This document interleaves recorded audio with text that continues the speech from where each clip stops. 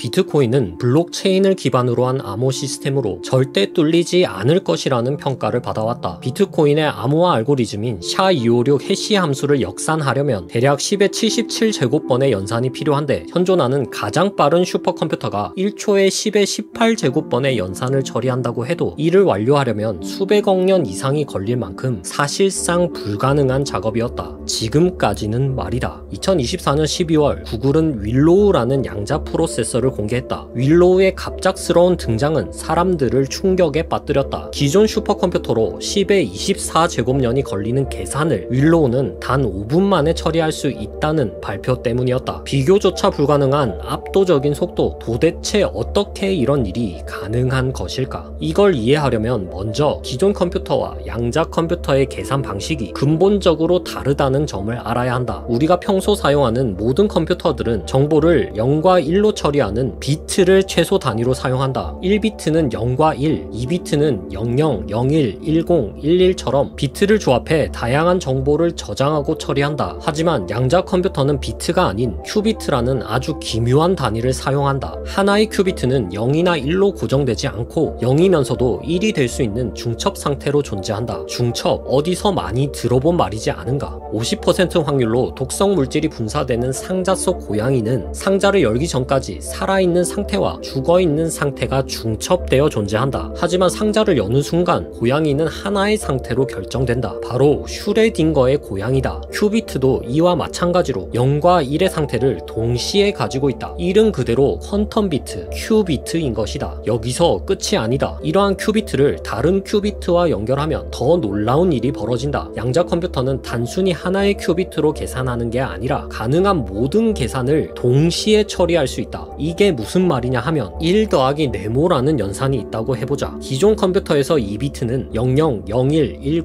11 중에 단 하나의 값만 선택해 연산할 수 있다. 00이 들어가면 1, 01이 들어가면 2 이런 식으로 한 번에 하나씩 계산해야 한다. 하지만 양자 컴퓨터의 2큐비트는 모든 값을 한 번에 동시에 계산할 수 있다. 기존 컴퓨터가 4번에 걸쳐 수행해야 할 연산을 양자 컴퓨터는 단 한 번이면 처리할 수 있다는 뜻이다. 큐비트의 개수가 늘어날수록 그 차이는 기하급수적으로 커진다. 큐비트가 3개라면 8번, 큐비트가 20개라면 100만 번의 연산을 한 번에 처리할 수 있다. 그런데 만약 큐비트가 300개라면 우리가 관찰 가능한 우주의 모든 입자의 개수만큼 한 번에 계산할 수 있게 된다. 이것이 바로 양자 컴퓨터가 기존 컴퓨터와 그야말로 차원이 다른 속도를 내는 이유다. 구글 퀀텀 AI의 설립자 하르무트 네베는 윌로우를 두고 이렇게 말했다. 윌로우의 연산은 마치 여러 평행 우주에서 동시에 이루어지는 것 같다. 어쩌면 우리가 정말로 다중우주에 살고 있을지도 모른다. 그도 그럴 것이 영화 어벤져스 엔드게임에서 닥터 스트레인지가 타노스를 막기 위해 불과 몇 초 만에 1400만